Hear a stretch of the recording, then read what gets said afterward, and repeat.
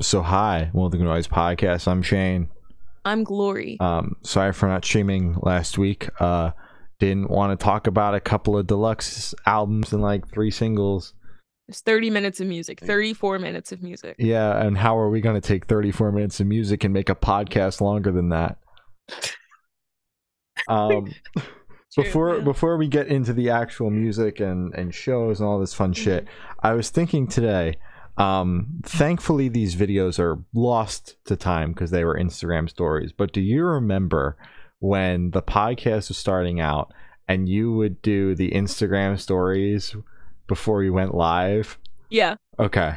I've been thinking about that today, and I wish they weren't lost to time. They're in our archives, dude. I could go watch them. Dude, you could watch them. Here, I'll show you. So, as much as these videos are lost to time for our viewers out there, I can go back and watch them whenever I want. Ew! Ew! That was the first one. Oh, yeah, there's a lot of me on here. Why aren't you on here, dude? Because I didn't do it. This is upsetting, though. There's only a couple. Yeah. I'm okay with that. I'm like really okay with that, actually. The Fortnite one? That's funny because I actually play Fortnite now. I didn't play it back then. God, what is going on with my hair? Yeah, I just wanted to see if you also remembered that happening. Okay. Oh, good. I can't forget. I remember one where I was like, yo, join the stream to see what color Shane dyed his hair. And like, you didn't dye your hair. It was just like clickbait. There's like 4 people following us at that point. So bad. And they all joined. You, me, and the other people that were on the podcast at that point. They all joined because they were all there. Oh my god. Keep us tabbed, guys. Yeah. Keep us tabbed. So that's GNP lore for you. I also am wondering if anybody saw my album of the year list that dropped. That is final. By the way, I'm sorry I leaked it early. Yeah, really early. Before the episode. I know we don't normally do that, but I just felt like everybody had to know where my stance was for the year. Good. Yeah. So look forward to that. Gloria and I were actually talking earlier about when we were going to record me explaining why Panic at the Disco is numbers 1 through 10 on my album of the year list. God, I love Viva Las Vengeance. It was great live too. I forgot. I actually purged that from my mind that you were in the same room with Brendan Urie this year. That kind of makes me sad. That kind of ruined my day like a little bit. I'm not gonna lie. It made my day, man. I don't know. September 30th, great day. You taking a little micro nap before Brendan gets on stage with was it Marina? Yeah, it was bad. Ridiculous. But anyways, that's actually a perfect segue because we have not live streamed for 2 weeks, which means I have 2 whole weeks of shows that I went to. And didn't get to talk about. So I went to Trinity of Terror the day before Thanksgiving in New York. Nice hoodie. Thank you. I have not traveled to New York City by myself ever. So it's like, of course, the day before Thanksgiving is the day to do it. Why not? The best day. So I get on the train. I'm like, oh, this will be easy because, you know, Penn Station and Madison Square Garden, it's like all the same fucking building. So I get there and it just pops me off somewhere that I've never been in Penn Station before, and I'm like, oh, this is gonna be good. It's gonna be good to get back. So despite the massive amount of anxiety I had throughout the entire show, which only got increasingly worse as the night progressed and the show was getting closer to being over, I had a great fucking time.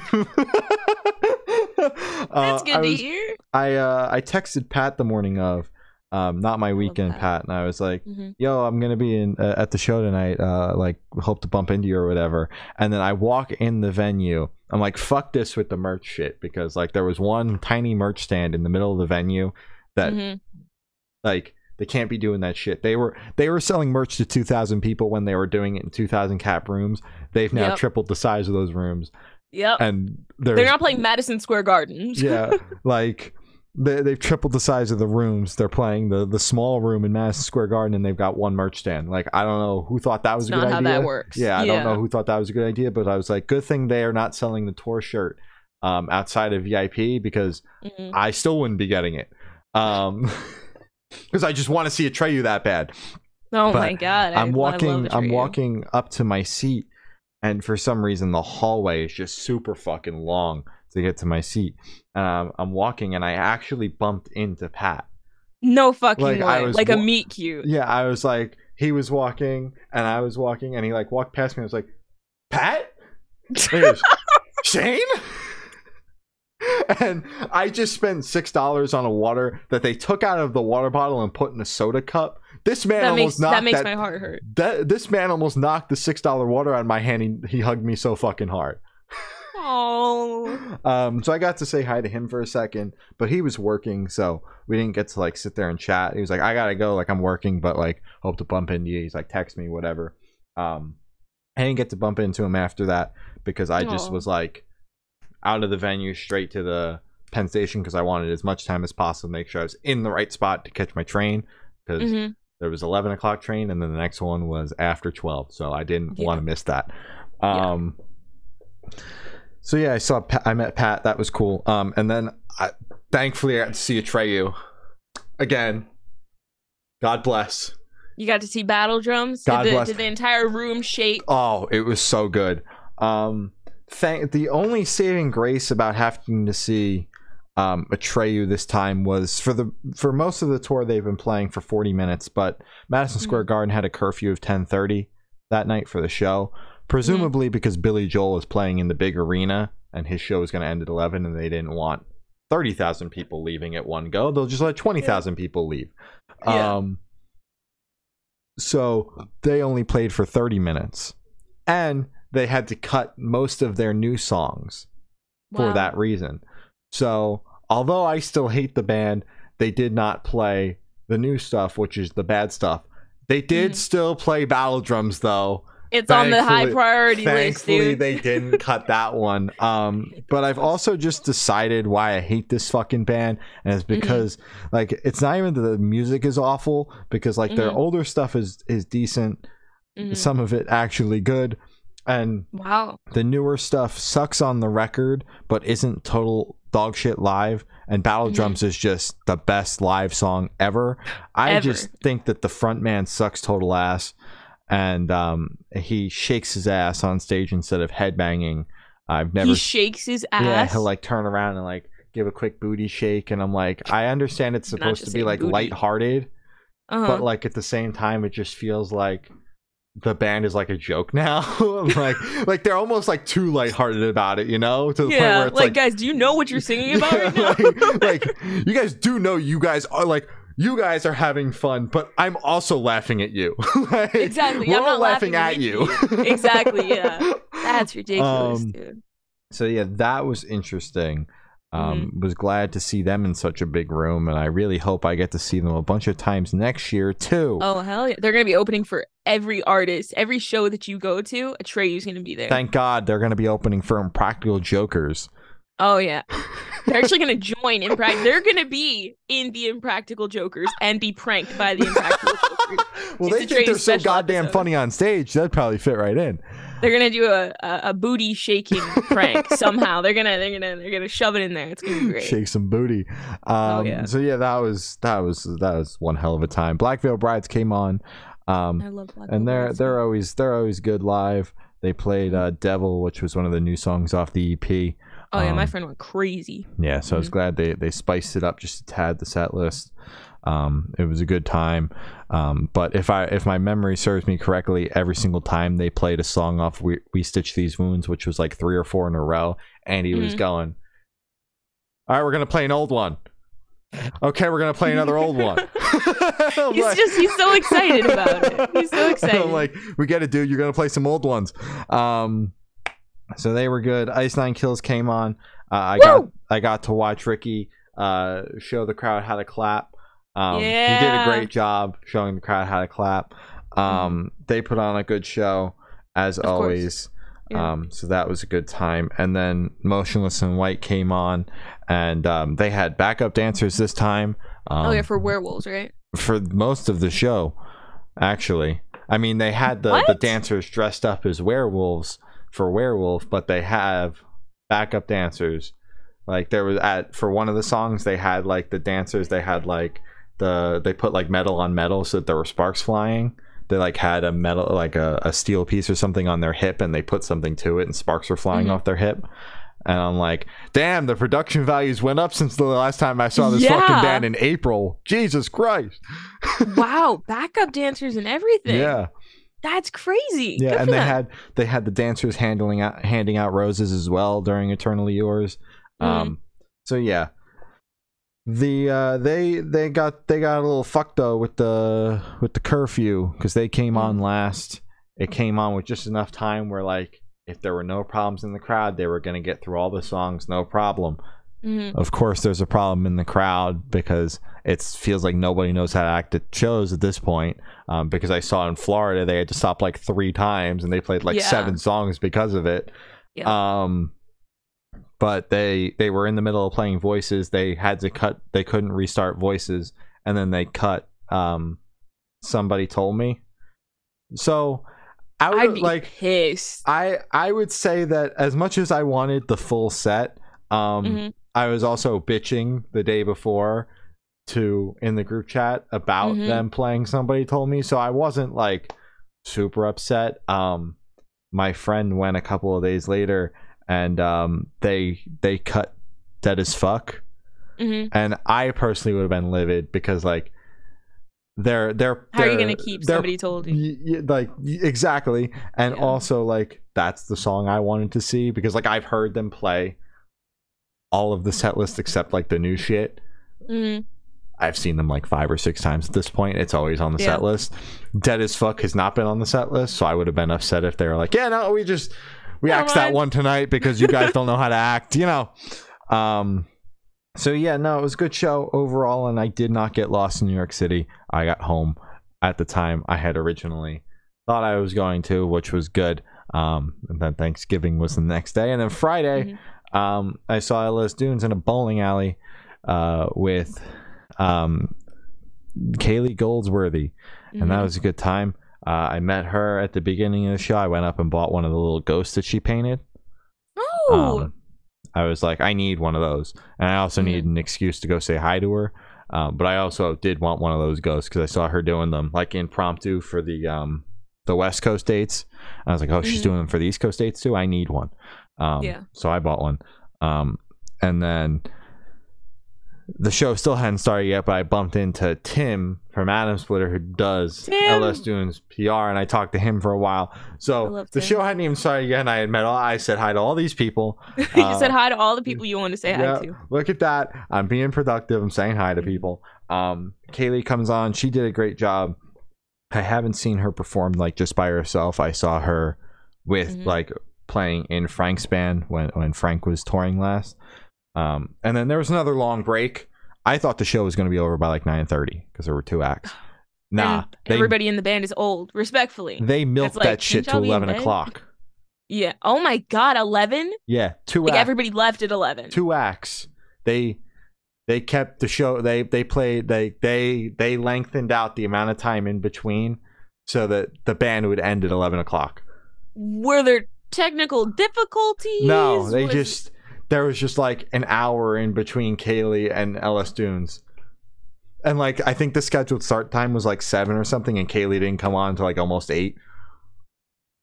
I would have fallen asleep. I'm sorry. I would have gone to bed. I was standing there like, why the fuck did I get here at 6 o'clock? Wait outside for an hour in the cold.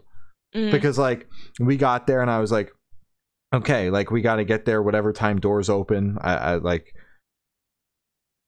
yeah, whatever time fucking doors open, like, we got to get in, because like, whatever. And like, they came on well after the scheduled start time. And I was like, well, why the fuck did I wait in line? Like, you could have just gotten here 15 minutes before I thought LS Dunes was going to come on, and Kaylee would have been coming on. Like, perfect. It makes no sense. So yeah, I froze my ass off for absolutely nothing. But that for was the a good experience, for the story, Shane. Of course, yes. Now I can say I froze my ass off for LS Dunes. Put that on a shirt. When we eventually talk to Frank, you could bitch to him about that and be like, dude, I froze my ass off to see you, and you came on 2 hours later. Yeah, what bro, the fuck was that? Why did you guys play so goddamn late? So yeah, but they put on a good show. So like, great performers. The last time I saw Anthony Green was right when the pandemic had first, like, the shows were back. And I saw him on like his solo, like he played a solo show in Asbury Park. But the last time I'd seen him with a band was with Circa Survive, and I was like, who the fuck are these guys? So I didn't actually give a shit. So this was the first time that I was like paying attention, and like, dude is such a performer. Like, he's a fucking fantastic performer. I mean, he's in like 8 bands. I hope he's actually like good at performing. Yeah, he's good. And Frank is great, you know, obviously. And Frank had a couple of spots where he sang in the show, which was great. But it was a good show overall. And then we fast forward to this weekend, and I saw Midtown 2 nights in a row. 2 nights in a row. Woo, yeah. Woo. I love Midtown. So I was only supposed to go on Saturday, and then Pollyanna was asked to go to play on Friday, and my boss and I were like, shit, we're both going to Saturday, but now we got to go Friday too. Yeah. So I got to the venue at 4:30 on Friday and was like, okay guys, I'm here. I'm not in the band, but I'm here. Hi. I got there for load in. Oh my god. Wait, so you like set everything? Did you help set up stuff, or did you just bring I just got in the way.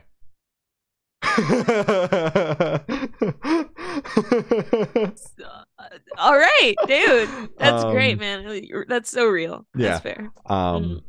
So yeah, I got in the way.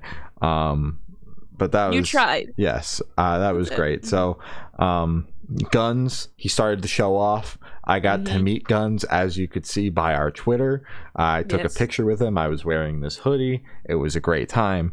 We talked a little bit right before he went out on stage. And then Pollyanna played, and they were great. Although I might be a little biased there. I thought they'd put on a pretty good show. How was the crowd for Pollyanna? The crowd was like, who the fuck is this?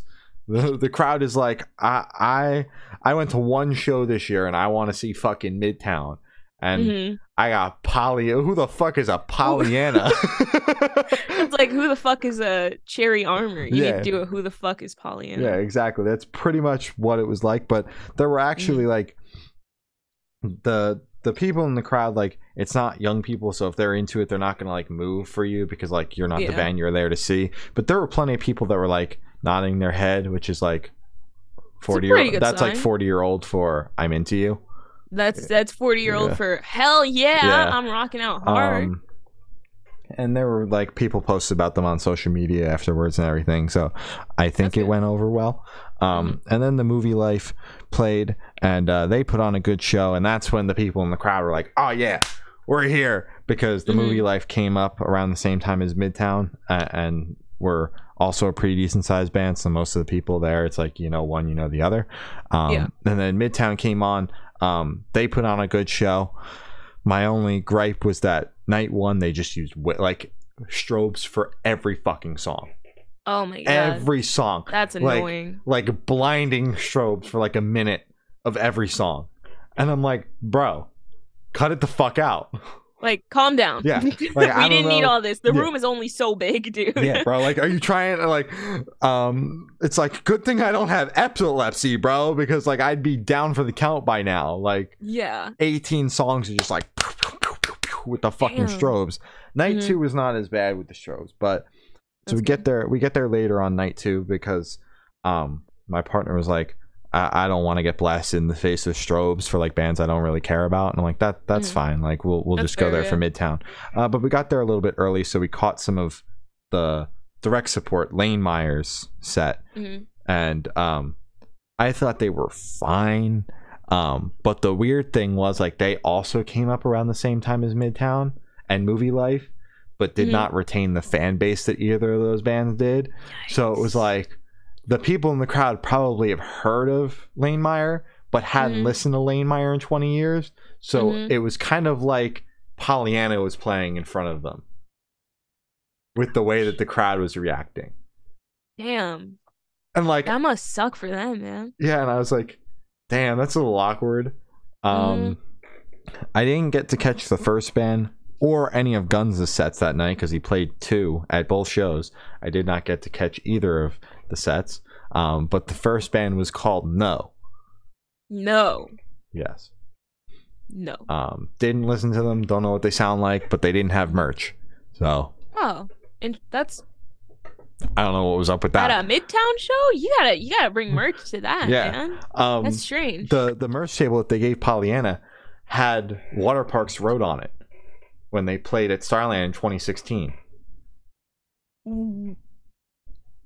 Did you take a picture of it? I took a picture of it. I sent it to the Water Parks Discord server. Not a single motherfucker cared. Not a single one. Where did you put it? Where? In general. In general, oh my god, I have to scroll. Just look up like my name by image or whatever. I haven't. Yeah, that makes sense. Yeah, that makes sense. You but like no, and I was like, holy shit, fucking what? Like obviously nobody that was with me besides Sam, the one that pointed out to me, gave a fuck that Water Park signed the merch table in 2016. But I thought it was sick as shit. That's so cool. Exactly. Holy shit. Exactly. Twice they signed it twice. Yeah. I touched the same merch table that Austin Knight touched in 2016. That's fucking insane. Thank you. My god. Someone that thinks it's cool. It's so like that's so cool. You think it was like two separate occasions that they played, or do you think Austin just wanted to use two different markers? He might have just used two different markers. I don't know. But yeah, I thought that was fucking dope. So then saw Midtown the second night, Saturday. And Midtown. They put on a good show. Not as many strobes this time. That's good. And they had like this 45-second song, and the joke of the night was how many times can we play it. They played it like 5 or 6 times. I liked looking at the set list the next morning because it was like that song like twice in a row here, again down here, again, but it was played slowed down in country this time. Again. Oh, so they're just fucking around. They played it in the encore, and I was like, this, like I just like, as they kept playing it again and again and again, I was like, the set list in the morning is gonna look hilarious because it's just there like 6 or 7 times. Yeah. But yeah, they put on a good show, and they were talking about how they're gonna make it like a yearly thing, like maybe next year, like do a residency where they play all their records in full, like one each night. That'd be really I turned to Sam, I'm like, are we coming back next year? And they go, yeah. So I guess I'm seeing Midtown next year, although I already am 5 times because they're playing Adjacent Fest, so I'm already seeing Midtown again. Wow, so Midtown is like the only band on your 2023 lineup. I guess that's who I'm going to be seeing the most next year. Yeah, but that's okay because they put on a good show. Oh my god, Atreyu should open for all of the Midtown shows. You're so right, Glory. They should just play battle drums for 30 minutes. Just battle drums, and they should just turn the mic off and just let the bass just fucking kick it, dude. That's what we want. That's all we need, honestly. Oh my god, I love Atreyu so much. And then this week, I've got Bad Omens, Dayseeker, Make Them Suffer, and 1,000 Below tomorrow. Wednesday, I have State Champs, Honey, Between You and Me, and Save Face. Thursday. Oh my god, sorry. I just tried to strangle you. Oh my god, they're playing tonight. I'm literally gonna. Thursday. I can't do this. I forgot. Thursday, I'm seeing A Day to Remember and Wage War play acoustic. Saturday, I'm seeing Grayscale. Finally. Haven't seen them in a year. And then Sunday, I'm seeing Pollyanna again. Don't you wish you were seeing Save Face right now instead of talking my ass? I'm sorry, man. It's not personal. It's not personal at all. I just completely forgot until now. Yeah, totally not personal at all. I'm not taking offense to it. No, I don't want you to take offense to it at all, man. I'm fucking with you. Okay, good. Oh my god. Actually, it's tomorrow. We're good. Yeah. I'll mourn tomorrow. Oh, okay. I was like, are you gonna go? Still no. No. I'll send videos. Don't worry. I'm literally gonna strangle you through this screen. Actually, yeah. Can you get bad for me?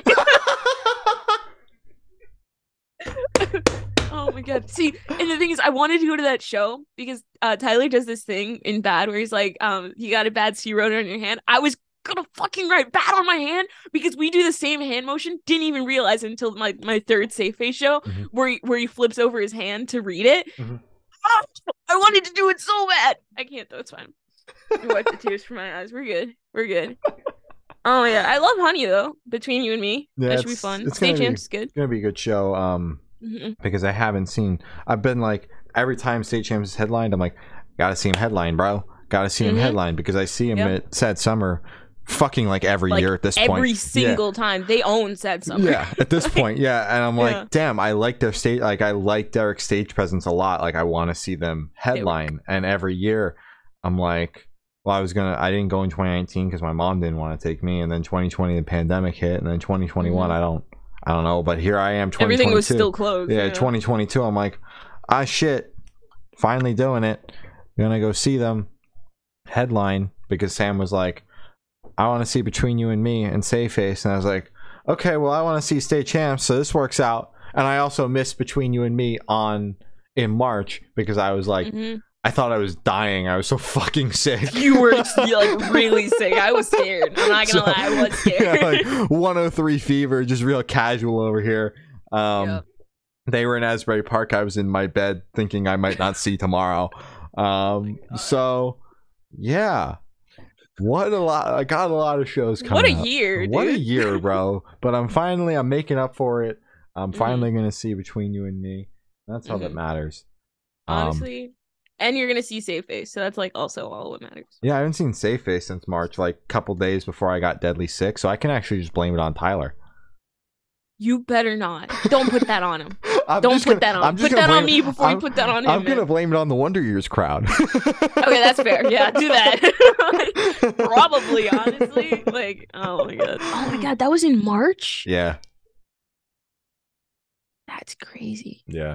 That feels like it was like 3 months ago, but that was, it was a long time ago. So yeah, but it's been a minute since I've seen that band, so it'll be a good time. But we also have some music to talk about, albeit not a lot. Yeah. It is December, so shit is finally starting to slow down. Thank over here. God. Across the board too. It's like releases are slowing down, and we're also usually at this point in the year, we're like deeper in interviews than ever before.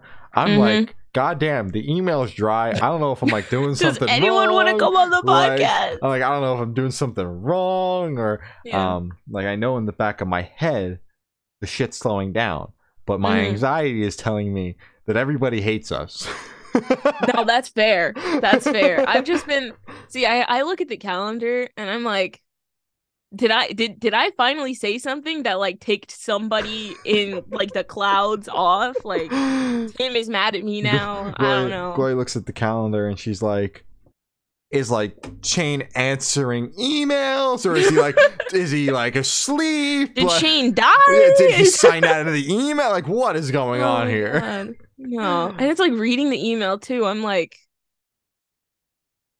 what's going on, guys? It's December, bro. That's is everybody on vacation break? Yes. It's crazy. I wish I was. Crazy. Damn right. I wish I was. But Half Alive dropped a new record, Conditions of a Punk. I have publicly stated that I was not the biggest fan of Half Alive's music. Most of the shit that we've talked about. But I actually really enjoyed this record. Really? Something like clicked. I don't know what clicked, but I just like it just felt a little bit more like digestible than some of their other shit has been. And I kind of figured that I was gonna like it because we talked about at least some of the singles. And I remember liking those. Like I think Hot Tea was a single, and I really liked that song. So I enjoyed this record a lot. Yeah, it definitely did not feel like an hour. No, it didn't. Thank 55 God. minutes. Yeah. 55. I was scared when I saw that. I was like, what did I sign this up for? Because I'm thinking about taking this off the list. And then I listened to it and I was like, oh yeah, I do like Half Alive. I feel like I say this every single time. And I don't think they hate this comparison, but they sound very similar. Well, not anymore, but they used their older stuff sounded a lot like 21 Pilots. That's why I didn't like it. Yeah, right? And now it's just they're finally doing their own thing. I mean, they probably were before. I was just plagued with the clicky mind. So I was like, oh, you sound like 21 Pilots. You're copying them. Not anymore. I'm good. I'm healed. About time. No longer the fucking shrine for 21 Pilots behind you. It was rough, man. It was really rough. Now I have a shrine for... I'm looking at my background. Oh my God. I actually don't have a shrine for anyone anymore. Thank God. That's crazy. You're healed. We beat it. We beat it. It's crazy. You beat the Stan allegations, Glory. Good job. Finally, I'm out the hole, man. It's crazy.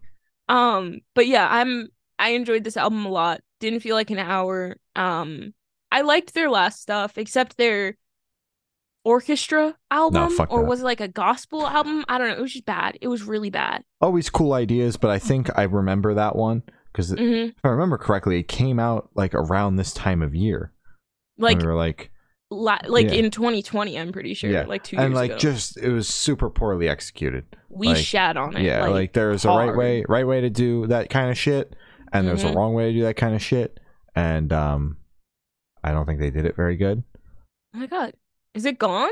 Oh no, that was 2020. Yeah. Oh, it was May. In fluorescence. So May. That wasn't even close to this time of year, but 2020 blended together, so you can't be that mad at me. Yeah, that's fair. That's fair. But yeah, I liked it, and anything is better than the orchestra version of that weird EP that they did. Avril Lavigne dropped a deluxe for her album Love Sucks. Are we gonna talk about? I feel like this has been in the back of my head. Avril Lavigne, Adam Levine. Are we gonna at all discuss that? I don't know. It's kind of bothering me now. I don't know why we have two Levines in Hollywood that are not at all related to each other, and their names sound very similar. Are they the same person? You know how like people think Avril Lavigne like died and is like replaced with a person? I think Adam Levine and Avril Lavigne are the same person. That's my new theory. Let's get this running. Let's get this conspiracy theory going. I would like to be famous for this. What the fuck? I know, it's been ever since I looked at the playlist, I was like, oh, wait a minute. There are two Levines that sing? It's gotta be the same person. Gotta be. Like, there's no way that people share the same last name. You know what? I fully support you on this adventure. Thank you. Of course. Thank you. I will be using the Good Noise Podcast socials to spread this conspiracy. You go for that. So I hope you're okay with it. Thank you. You go for that. Thank you, man. Remember like trying to justify that this album wasn't like just bad when we talked about it. Definitely not my favorite thing that's come out this year. Not the worst thing in this new age of like it's crazy mainstream pop punk. Yeah, but not awesome. What were you gonna say? I was just gonna say it's crazy how the is she the princess or is she the queen? Yeah. She's the queen of pop punk. Flopped with a pop punk album. Like, I haven't heard anyone talk about it. And also her stage presence. I've said it before, like I'll say it again. It sucks so bad. Yeah. She's just kind of like walking around, sometimes not even facing the crowd, looking down at her feet. I'm like, dude, you're like headlining right now. You can't be doing that anymore, man. Like, it feels like she doesn't really want to be doing it based on some of the live videos I've seen, but I haven't been able to catch her live yet. Not yet.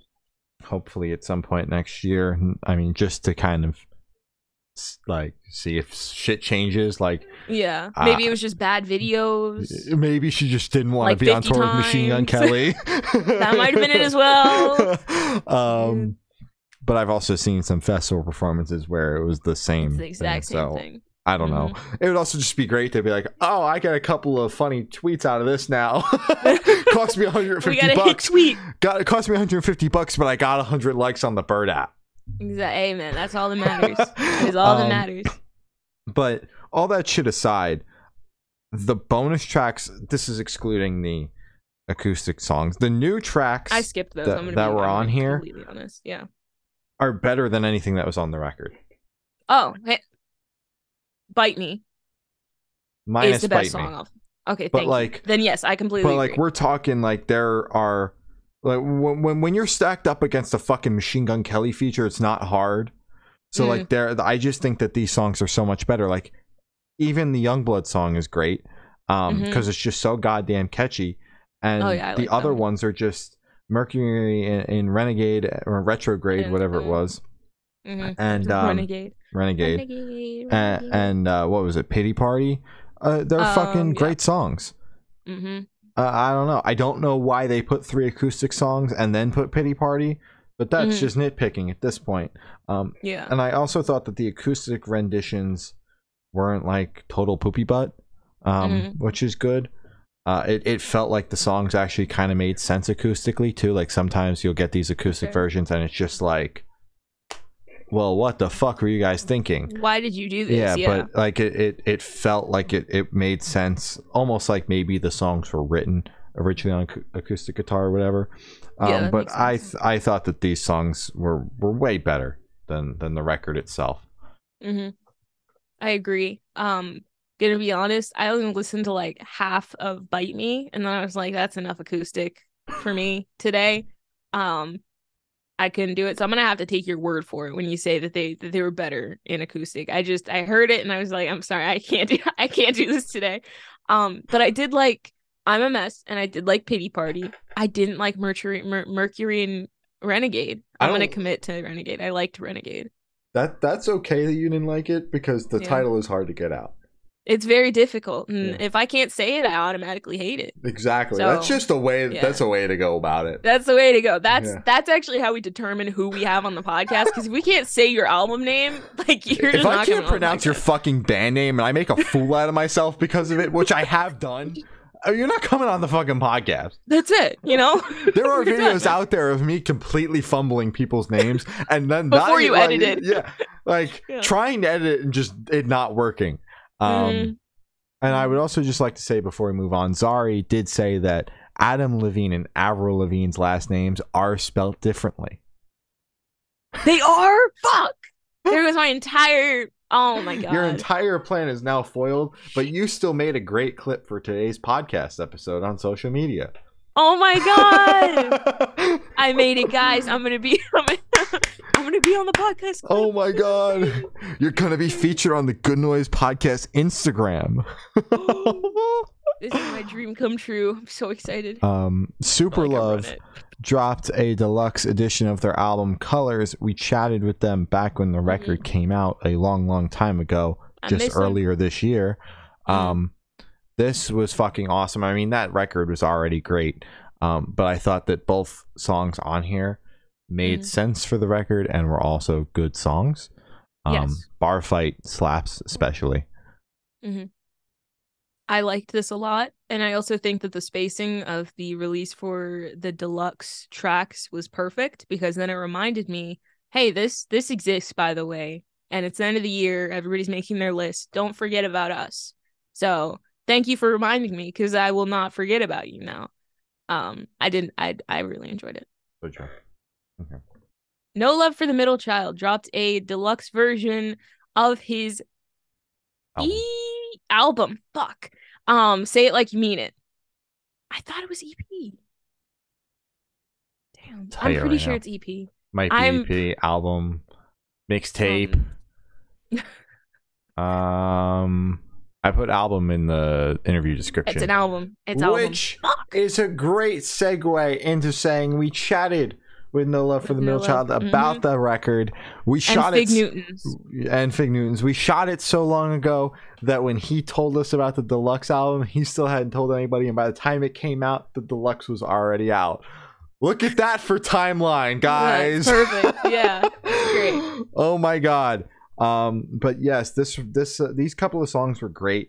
I honestly think that these songs are better than some of the songs on the record, just because they're like, especially the first one, Rerun, was a little bit more upbeat than some of the songs that were picked to like be on the actual record. And I'm just like, I'm here. I enjoy the more upbeat kind of shit, you know.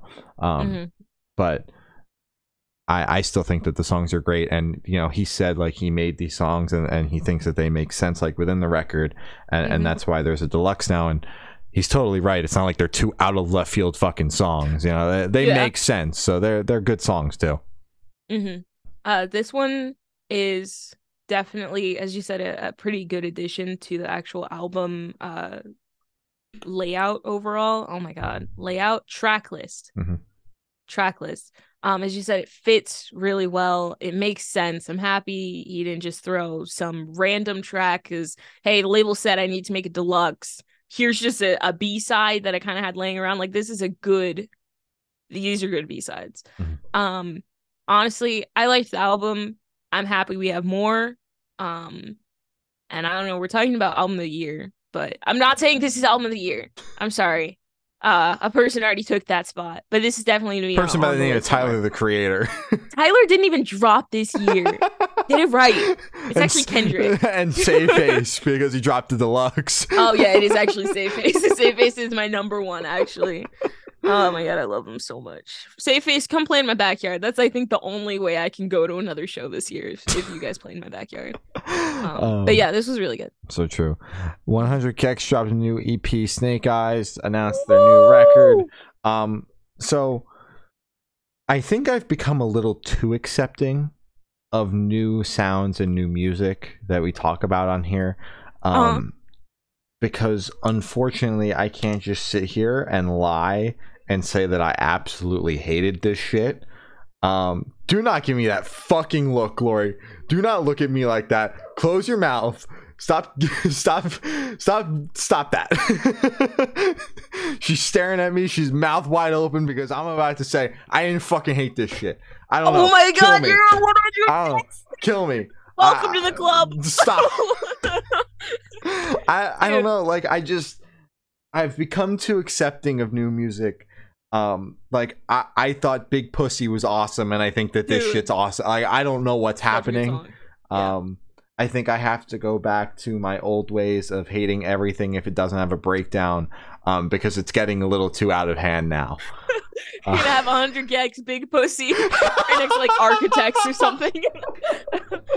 Top 3 for the year. The new album release, new album of the year list just dropped. Exactly. 100 Gex, number 1. They did announce their album actually. It's About Time, dude. They were teasing it in Buku. At Buku, and they're like, yeah, this album's coming out this year. We're so excited for you guys to hear it. It's been months, and now they're finally announcing it. So I mean, with an album announcement comes a tour. So come to Virginia, to the booking agent, begging you, come to Virginia for my brother and my sake. We need to see you guys live again. But yeah, this EP was amazing. They actually played the first song off his EP live, and my brother was looking for it since Buku. He was looking because he was like, "Where there isn't a SoundCloud, it's not on YouTube," and they finally dropped it. And just seeing him hear it for the first time, studio version, made my heart happy. Nice. But yeah, this EP rocked. I love 100 Gex. I don't like any other hyperpop though. From what I could tell, it's kind of weird. Like I only like 100 Gex. Maybe that'll change in 2023. Maybe I'll just become a hyper pop beat. I hope that doesn't change. That would be my evil era, honestly. Like that'll be bad. We do not want that. But yeah, banger. Fame on Fire dropped a cover of Maroon 5 song This Is Love. I think it's Maroon 5. This Love. It's either Maroon 5 or Coldplay. Maroon 5. Yeah. Ding ding ding ding ding. Ain't that Adam Levine's band? It is. See, I told you. It all ties in. The theory is coming together. It's coming together, guys. You see the vision? The song itself bangs. The cover is good. We just spoke to Fame on Fire. So you should go watch that. That was huge. Look at that. We're putting the theory together. We're plugging in the interview. Cover was good. Cover was great, yeah. Check 3 boxes. 3 birds, 1 stone. Yep. Perfect. So true. Good job, man. Hell yeah. Against the Current dropped a new single, Blindfolded. This song fucking slaps.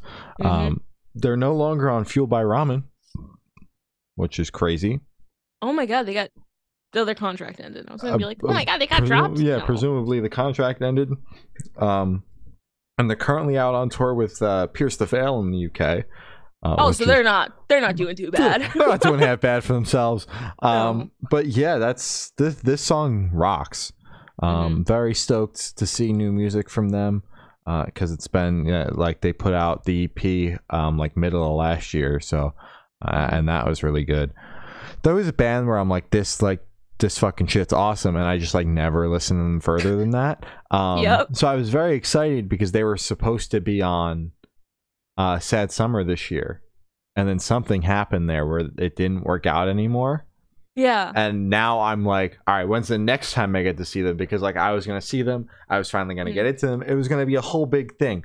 But until then, I'll just be like, yeah, that band rocks ass. It's pretty cool. Yeah, and wait for the day until I finally get into them. I'm hoping that day is soon, man. So true, dude. Yeah, I really like this track. I don't really have much to say because I don't have much lore with this band. I've been meaning to get into them, and then they dropped off the tour I was gonna see, and I don't have any of that. I thought it was good. That's it. Nice. The Amity Affliction dropped a new single, "Show Me Your God." The Amity Affliction stands won't shut up about this song. I'm sorry. It's everywhere. I went on the Instagram. I was like, I didn't know I followed this many Amity Affliction stands, but it was good. But like everybody's like, oh my god, the old Amity is back. I wouldn't know because I haven't listened to their older stuff. But okay, here we go. I was gonna ask, is this true, Shane? Okay. I don't understand everybody that's like, we got the old Amity back. Like this is obviously this song fucking rocks. And yes, it does. The last record, which I think was 2020, everyone was like, we lost them or whatever. I don't like I don't see that. Like they're not like in your face heavy, but it's not like they went total radio rock. Like No. they never really like got soft or whatever the fans would say. They're the one band that I just don't see that. Like I've thought that like throughout the entire time we've covered them, and like I went and saw them live not that long ago, and I thought they've stayed consistent. Yeah. And like the people that were there were definitely into the new shit as much as they were into the old shit. Like I don't know. So I don't get that. But I'm also not like I'm not like an Amity Affliction fan where like I was listening to them before that record came out, and then that record came out, I was like, oh fuck this shit, man. Like I'm coming in after that. So I think this song rocks, and I'm just like I thought that people were gonna be like, oh fuck this too, like just because like when I heard it I was like, there's no way. Like I think that this sounds like some of the other stuff off the last record, and also sounds like the EP they put out last year. I don't know. It's heavy. That's all I give a fuck about. Exactly. It has breakdown. I don't care. That's all I ask for. It fucking rocks. I don't know what to tell you. Bury Tomorrow dropped a new single, Bolt Cutter. As of right now, I'm gonna put this on the record. I'm liking the metalcore like trend right now, where we start off the song by yelling the song title. I think that's badass right now. We need more of that. Yeah, Wage War did that like every single song on the record, and it doesn't get fucking old. We Came as Romans did it a bunch. You know, I'm loving that right now. 6 months from now, I might be like, the next band that yells out the song title to start the song is I'm never listening to them ever again. But as of right now, I think it's badass as shit. Exactly. Keep doing it, guys. Like until Shane gets sick of it. Yeah, you believe in your song so much that you're flying right in there with the song title. It also shows that you knew the song title while you were writing the song, or you were like, you just picked it out of the words. I gotta give you props for that. I gotta give you props. Like the word that you started off with is also the song title and was probably also the demo title. I respect that. It's perfect. But yeah, no, this song rocks. Well, yeah, I have a lot to say about the next one, so yes, I liked this one. Crown the Empire dropped a new single, Immortalized, and it was so good. I'm sorry. I really like this track a lot. Like, genuinely, I had to play it 3-4 times. I was like, there's no way this song is this good. That's it. The song is good. But what confuses me is they dropped 2 heaters back to back. And then they had some controversy, so they kind of fell off for a minute there. And now they're back. They dropped a new track following this tour that they just did with Slipknot. And it's just like the 2 songs that they dropped to start off this presumably an album cycle were just so fucking strong and so in your face and so heavy. Like Dancing with the Dead is just fucking batshit, and I heard that song live too, and it really cemented my love for that fucking track. And this is just like, it's not nearly as in your face as those songs are. Like it's a little bit more like that radio track that like, and I just like, it just feels like we're coming off of all of this shit. You haven't dropped anything in like well over a year. You were the record probably should be out by now. And like out and touring. Yeah. And I don't know, it just feels like I like it and I'm very excited for the record and whatever's coming, but it just feels like you guys were gone for like a year and a half and like you hit us with the radio, the radio hit track. Like I hope it charts #1 on Sirius. I really do, but I don't think anyone can compete with Bad Omens right now. Oh, but Bad Omens is reigning everything right they're now. They're #1 on fucking Sirius Octane right now. Metallica, the biggest band in the fucking world, is number 15. I don't want to say anything, but it's because Metallica's bad. And everybody's realizing it. I'm sorry. Metallica, you're still able to come on the podcast, but... Well, I'll be there night 2 in New Jersey when, damn it! when Ice Nine Kills and Five Finger Death Punch are opening. Did you actually get tickets for that? No, I heard they were like $300. $300. They're only selling the 2-day passes right now. But thankfully, the 1-day passes go on sale in January of next year. So I got some time to financially recover after Christmas and see what the ticket prices are looking like. Nosebleeds are like $155 for both days before fees. Are they in arenas though? They're in stadiums. That's what I meant. Yeah. So like, you need to bring a pair of binoculars. But I honestly thought that for a band that size, for 2 shows, $155 before fees isn't bad. No. So I'm assuming that like Nosebleeds, we might be talking like $100. Which for me to finally see Five Finger Death Punch and to see Ice Nine Kills in a room that size, dude, the pyro might be worth it. Yeah, if they get the opportunity to use some pyro, oh, I'm gonna lose my mind. I'm so jealous. I gotta travel. I gotta go somewhere. I gotta see this. So that's why I'm like, it might be worth it. You know, just for those 2 bands alone, and then obviously get to check Metallica off the list just as like saw the biggest fucking metal band in the world. You know, like metal, rock, metal, whatever you want to fucking call it. I was about to say, I'm sorry, I'm in my hating Metallica arc right now. You're just hating them because they're not even touching anywhere near Virginia. No, I'm hating them because their music is dog shit. I'm sorry, guys. I'm sorry. I gotta respect the people who did they even pave the way for rock? I don't know. Whatever. Stacked Like Pancakes dropped a new single, Satellite. We spoke to them a while ago about the last single they put out. This song is pretty good. Hell yeah, I love this song so much. I don't listen to much ska. What is this genre called?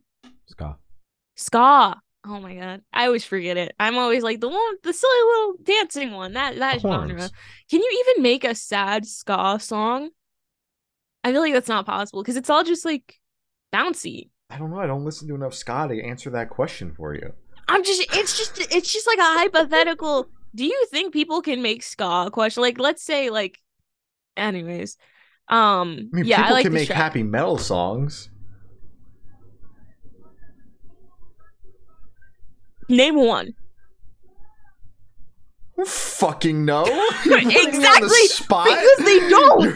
It's all bad. You're like, gun to your head, name one fucking metal song. I've listened to nothing but Currents in Midtown for the last 2 weeks. I can't tell you. See, and that proves my point. Does horny equals happy? Because fucking Half Emotionless and White's fucking discography. Oh my god, I love Emotionless. They're actually bringing back the horny songs. Did you see that? I was reading the Twitter exchange yesterday, and I was like, oh my god. So excited. So excited. I love them so much. But yeah, I really like this track. Stacked Like Pancakes. You will always have a place in my heart. Your music is beautiful. Everything about it's amazing. You guys deserve more love. Thank you. So true. Anti-Flag and Campino dropped a new single, Victory or Death, and then in parentheses it says, we gave him hell. You can't deny the British allegations. The beginning of this track where he's talking, he literally has a British accent. He's doing this just to fuck with me now. I'm not even joking. It's really it's driving me insane. It was good though. And it also had like a Pink Shift Guitar. I know Pink Shift probably takes, a lot of influence from Anti-Flag, but I don't know. I really heard the Anti-Flag Pink Shift crossover with this guitar. And I really liked it. I liked it a lot. I thought that the song slapped. And I'm sitting here, I'm excited for the record, but we have been talking about them a lot. So I'm just, I don't know how many songs are on the record, but I'm just starting to get a little worried. It does feel like every other week. Not the whole record. It does feel like every other week you're trying to convince me that this man from Pittsburgh is British. Did you hear it though? I didn't hear it on this record, on this song, but the last one I did. Okay, that's fair. I'll take that. So I'm getting a little worried, but the record comes out top of next year. It's like the second week of January it comes out. So hopefully the singles kind of stop here. Hopefully this is the end. Yeah, hopefully this is it, guys. And then the record comes out and Glory can try to convince me that half of the songs he sounded British on, and I can be like, no, Glory, you need your hearing examined. Yeah, he's from Pittsburgh. He's literally not. This is a 21 Savage moment where he was born in the UK and then he just like moved when he was little. I don't know. You need to listen to this song. Kind of like how you were born in New Jersey and then moved. We don't need to talk about that. I'm New Jersey. I love you. You're my home. I lived there for like 3 months, but I love it. I miss it. Oh my god. Pulses dropped a new single, "Run the Ghouls." This song fucking slaps. They just they keep getting better with every goddamn song they put out. And bro, just stream fucking Pulses, bro. I don't know what to say. The song's fucking awesome. Real. This is my favorite Pulses song now. Olivia Wilde, "Your Throne has been overtaken." Run the Ghouls. I also like the Run the Jewels reference. That was good. Run the Ghouls is now my favorite Pulses track. Love it first listen. I was like, this is crazy. They beat it. They beat it. This is great. Really liked it. And I'm excited to see what they're working on because need more. Need a full body of work. Me need music now. Music now, please. Bro. Thank you. Rashad and Ice Nine Kills dropped a new single, "Cotton Mouth." Spencer Charnes on a country track. Not at all what I expected. Did I like it? Unfortunately, a little bit. Just like a little bit, though. I don't think I would add it to a playlist because it's a country track, and no. But Yeah, I also thought it was a weird kind of collaboration here, but honestly, I think it kind of works, and I think it's kind of cool to see Spencer hopping on all sorts of shit, because there was a time, like right after the Silver Scream, too, where it was every week there was a new Spencer collaboration. Like, dude was doing active rock songs, metalcore songs, rap songs. Yeah. He was on everything. He was just having fun. So it's cool to see him just take on another genre and see what happens. And I think he kind of crushed it, and I think that the song kind of slaps. So I do believe Spencer Charnes can do everything. True. Need him on a folk album next, actually. No.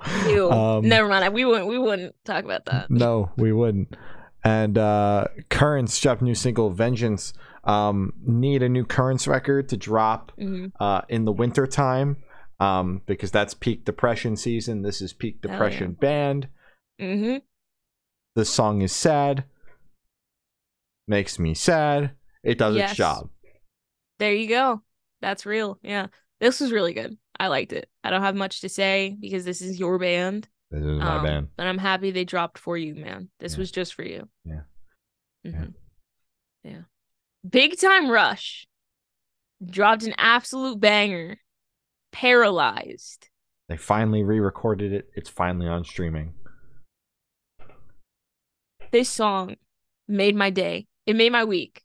I think it reignited my love for 2010s pop boy band music, meaning I'm going to listen to "Take Me Home" by One Direction all night tonight. Good. Because that's exactly what this sounds like. But that's just the era of music, and I miss it. Honestly, I miss the cheesy pop songs like this. I love it. So true. I think they did a good job of like doing the original recording justice. because for one reason or another it's not on streaming. But I said they've been fighting for it for a while as well. Yeah, but I guess they were just like, fuck it, we'll just re-record it instead, which is fine. The song bangs. And Stan Big Time Rush. Big Time Rush, come on the podcast. Don't you think it's crazy how we sent an email? I think I automatically sent back to us for Big Time Rush to come on the podcast in like 2019 or something, and then they came back like 5 months later. And I was like, oh my god, we brought them back. That was yes, us. It was all our doing. You guys can thank us for bringing Big Time Rush back. Yeah, and they're coming on the podcast. So true. We're manifesting that for 2023. I need it. On that note, you can follow us on Twitter. It's good_noise_cast. Instagram is Good Noise Podcast. Facebook is Good Noise Pod. YouTube is Good Noise Podcast. Every audio streaming service ever is Good Noise Podcast. Bandcamp is goodnoiserecords.bandcamp.com. And Patreon is patreon.com/Good Noise Podcast. Of course, got your Patreon supporters, your Twitch subs, and your important plugs. And then we're going to sign off. Woo! Thank you to our Patreon supporters, my brother and my uncle, Matt from Pulses, Jeremy, Brady, Zari, and Eric. And thank you to our Twitch subs, Coaster Lover, Buzz Lightskin, Matt again from Pulses. Thank you, Matt. Sam and Zari. Thank you again, Zari. Thank you, everybody. You guys rock. Thank you so much. Thank you. Thank you for keeping my lights on. Right? Important plugs. Oh my god, it's been a week. I'm sorry. Black Lives Matter. Stop Asian hate. Get your vaccine if you haven't already. Actually, I think there's a booster. If you could get your booster, get it. I know it fucked a couple people up last time. So if it fucked you up, you're all good. Like, don't do it. But be a decent person and support your local band because touring is hard and expensive. And that's what I want to plug. Too real. Yeah. That is everything we've got for this week. I have been Shane. I have been Glory. And we have been the Good Noise Podcast. We'll see you next week. Bye. Bye.